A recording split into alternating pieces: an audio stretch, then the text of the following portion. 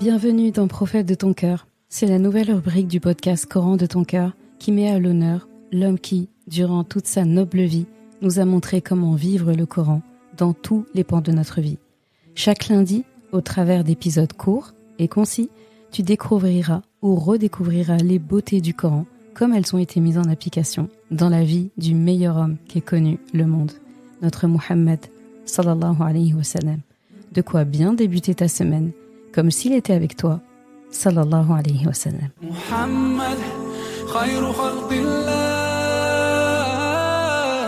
sallu ala rasulillah, habib al-Mustafa.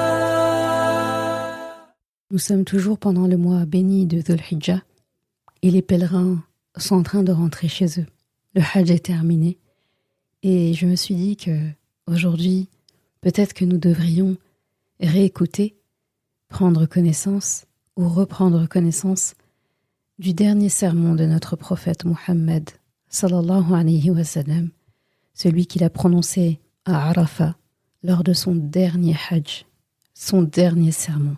Et je pense que aujourd'hui, en 2024, au moment où j'enregistre cet épisode, eh bien, il est plus que nécessaire de se rappeler les recommandations du dernier prophète et du meilleur des hommes qui ait connu la terre, sallallahu alayhi wa sallam.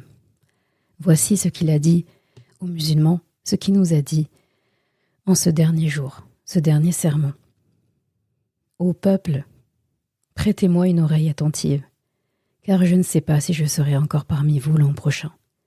Alors écoutez ce que je dis avec beaucoup d'attention et transmettez ces mots à ceux qui ne pouvaient être présents aujourd'hui. Ô peuple, tout comme vous considérez ce mois, ce jour, cette cité sacrée, considérez aussi la vie et la propriété de tout musulman comme sacrée. Rendez les biens qu'on vous a prêtés à leurs propriétaires de droit. Ne faites de mal à personne de façon à ce qu'on ne vous fasse pas de mal. Souvenez-vous qu'un jour, vous rencontrerez votre Rabb et il vous demandera des comptes sur vos actions en ce monde. Allah vous a interdit l'usure, al-riba. Alors, toute obligation usuaire doit désormais être annulée. Votre capital est à vous. Vous n'infligerez ni souffrirez d'aucune inéquité. Allah a jugé qu'il ne devait pas y avoir d'intérêt et que tout intérêt doit être annulé.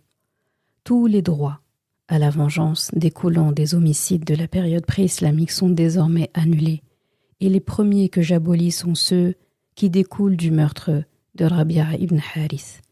Ô peuple, les incroyants jouent avec le calendrier afin de rendre permissible ce qu'Allah a interdit et interdire ce qu'Allah a permis. Selon Allah, les mois sont au nombre de 12. 4 d'entre eux sont saints, 3 d'entre eux sont successifs, et un survient entre les mois de Jumada et Sha'ban. Faites attention au diable pour le bien de votre religion. Il a perdu tout espoir de vous égarer par les grands péchés. Alors faites attention de ne pas le suivre dans les petits péchés. Ô peuple, il est vrai que vous avez des droits sur vos femmes, mais elles ont aussi des droits sur vous. Souvenez-vous que vous les avez prises comme femmes seulement avec la permission d'Allah et en remplissant un pacte solennel avec lui. Si elles vous restent fidèles, alors il leur revient le droit d'être nourries, vêtues dans la gentillesse. Traitez bien vos femmes et soyez gentils avec elles, car elles sont vos partenaires et vos assistantes.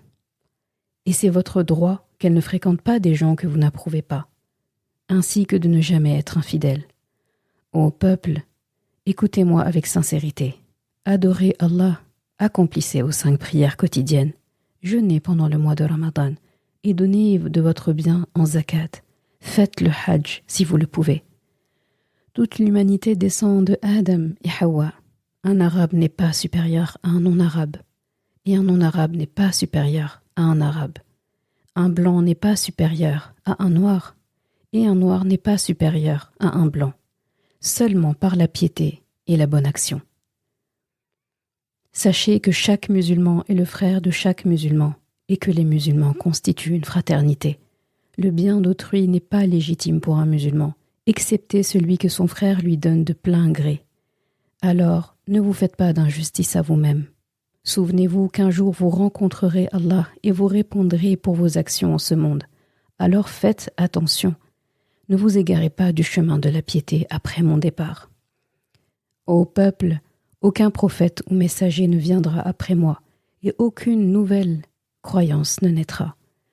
Raisonnez donc bien, alors, ô peuple, et comprenez les mots que je vous transmets. Je laisse derrière moi 2 choses, le Coran et ma sunna, et si vous les suivez, vous ne vous égarerez jamais. Tous ceux qui écoutent ici devront transmettre mes paroles aux autres, et les autres à d'autres encore, de façon à ce que les derniers comprennent mes paroles encore mieux que ceux qui m'écoutent directement aujourd'hui. Sois témoin, ô Allah, que j'ai transmis ton message à ton peuple. De Muhammad, sallallahu alayhi wa sallam, le dernier des messagers.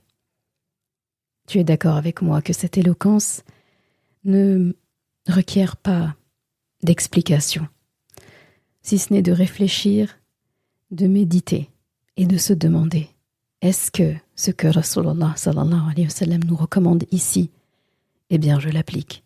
Nous demander, est-ce que la bonne pensée qu'il a eue à notre égard, le fait que dans notre génération et les générations après nous, nous devrions encore mieux comprendre ces paroles que ceux qui étaient présents au moment où il a prononcé ça. Imagine, il est en train de parler à plusieurs personnes, des centaines ou des milliers.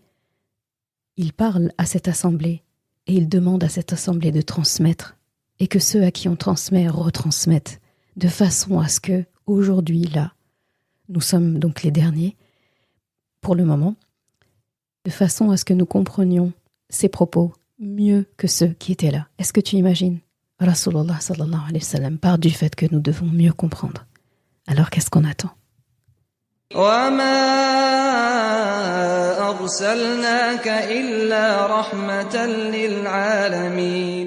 Et nous ne t'avons envoyé que comme rahma pour l'univers.